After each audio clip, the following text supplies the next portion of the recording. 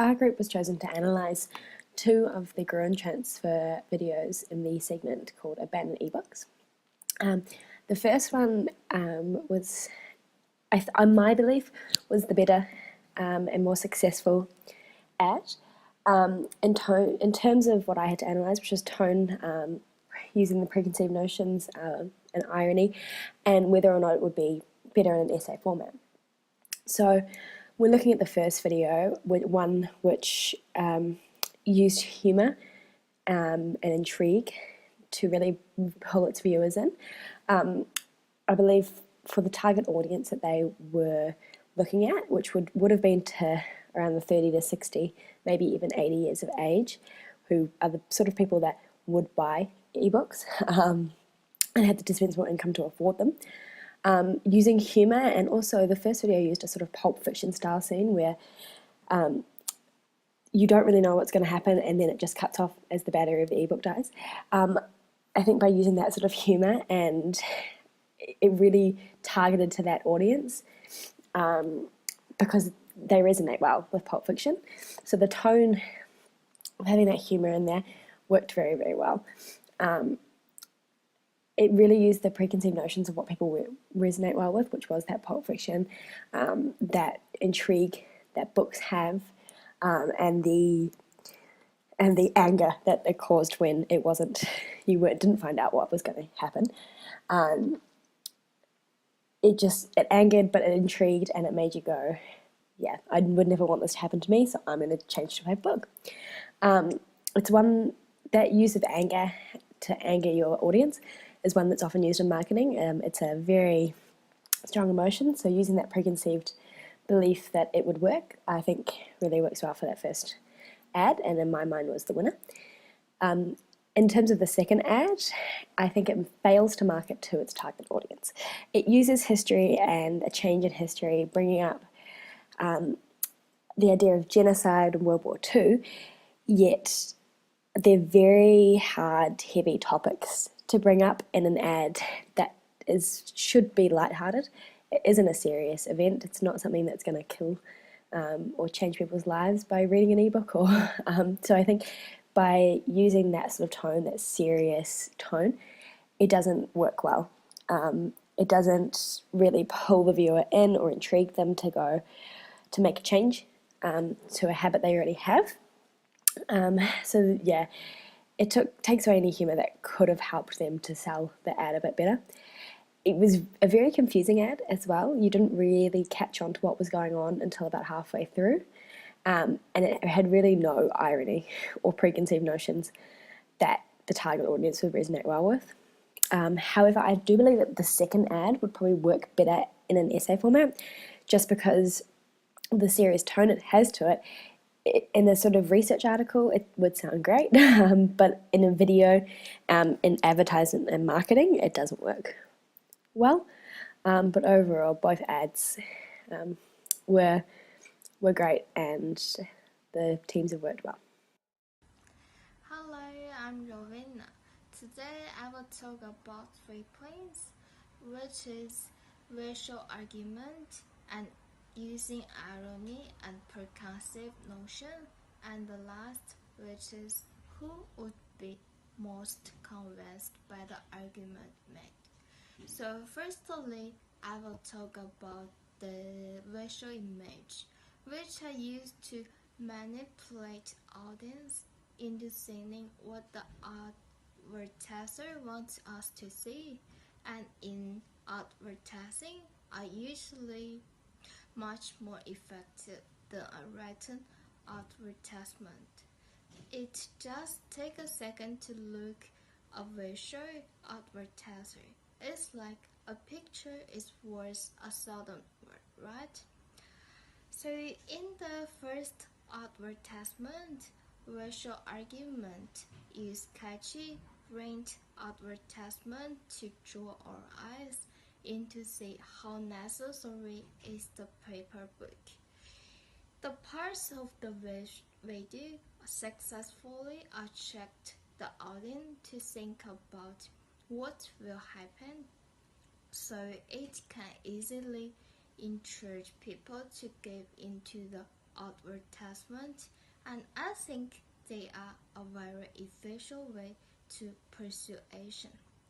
However, in second advertisement, compared to the first one, it's not used any funny way to express main points, but it used the way of irony to represent ebook may change history. Also, clearly use example to show to the audience about the changes. Also, they appeal audience to protect history.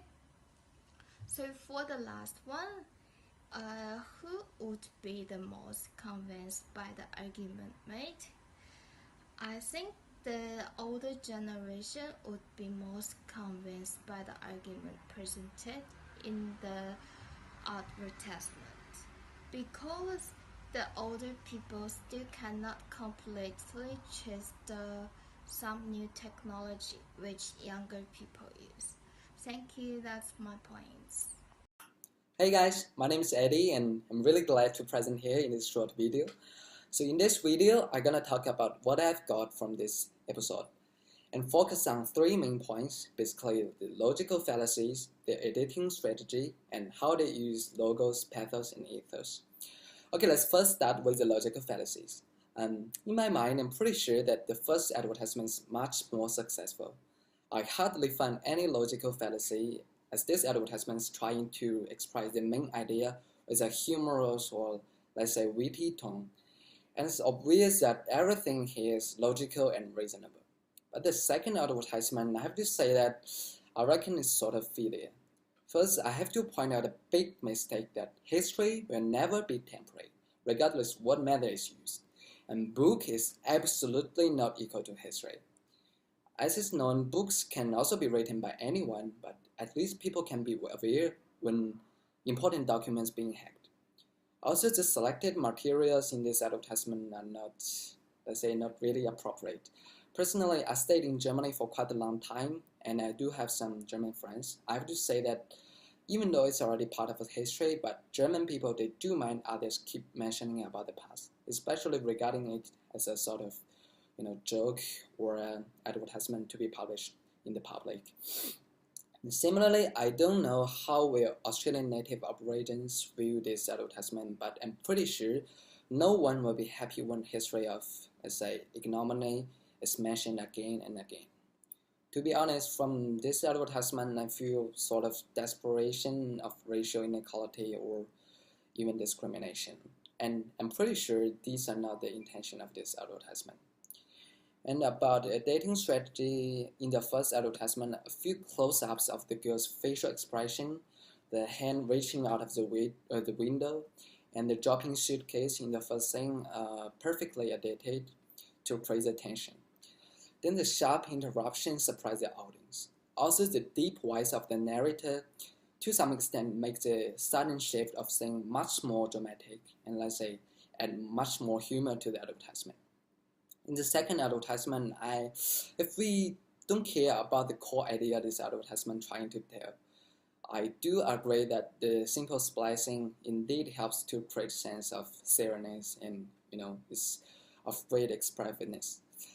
And about logos, in the first advertisement, I can only find the logo of National Book Council at the very end, which briefly but effectively shows the main idea and the reliability of this advertisement. Then the second advertisement's pathos is brought to the audience, and that to some extent draws people's attention. But considering about the lack of logical relationship, I didn't find this advertisement so, let's say, convincing or persuasive. Okay, that's it. Let's see what my teammates reckon. Thank you, guys. Hi, I'm Georgia, and I'm going to analyse 3 elements of the 2 short advertisements presented in the Gruen Transfer episode Abandoned eBooks. Firstly, I will discuss the format of the advertisements and how aspects such as the visuals, text, and voice were employed. Secondly, whether or not these ads would be as effective if they were 30 minutes long. And finally, the cultural implications of both of these ads. The Think Brain Agency advertisement is effective in achieving its desired results. I believe that the creators of the ad aimed to highlight the unreliability of ebooks and finding the humour and lightheartedness in a situation that many people may relate to. The format of the ad assists in achieving this desired result and its overall effectiveness by structuring it into two contrasting parts. The deep voice of the narrator in the first part of the ad functions to create suspense and tension. Alongside this narration, the dull lighting of the visuals and recognizable motifs of pulp fiction text and film, such as a briefcase full of money, the lone car, and a mysterious figure, help in establishing a feeling of suspense and capture the audience's attention. This scene is abruptly cut off at a crucial moment with the exaggeration of the sound and imagery portraying a device, in this case an ebook reader, losing power.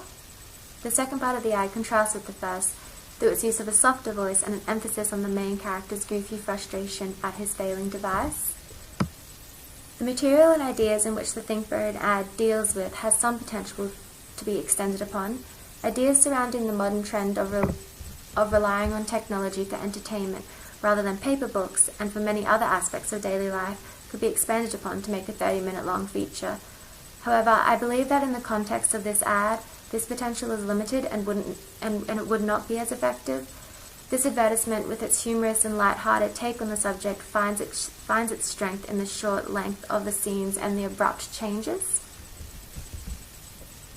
Although this ad employs recognizably Australian voiceovers and settings, it does have potential to make sense outside of an Australian context. This ad utilizes a common comedic trope found in widespread text and films called Schadenfreude. This comedic staple concerns the idea of laughing at the expense or misfortune of others. This is also expressed in how relatable the situation is.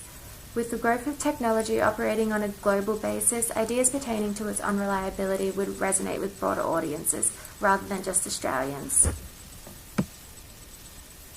So elements of format and structure in the Enigma ad, which is the second ad, work to create a moral panic concerning the idea that important information found in ebooks is at risk of being manipulated through hacking and other threats that may manifest through technology.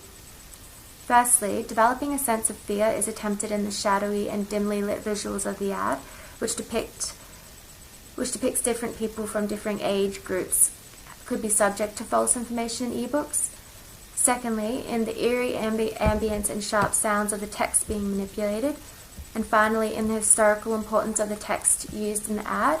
However, I believe that through using such sensitive and historical information, the ad becomes problematic and potentially controversial, especially when such information is being appropriated for the purpose of selling an idea or product. Hence, Enigma's ad loses its effectiveness in using this structural element.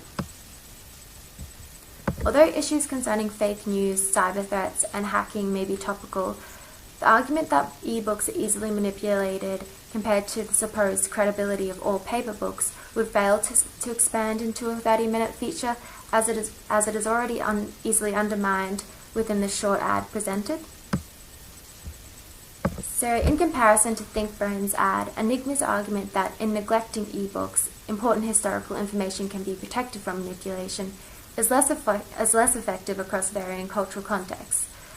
As this ad proves to be problematic in an Australian context, as it relies on the assumption that all paper books are credible and unbiased, I believe that this would also be the case in a broader context. Differing cultural and social circumstances such as censorship and accessibility to paper books also makes this ad ineffectual in different cultural contexts. Thank you.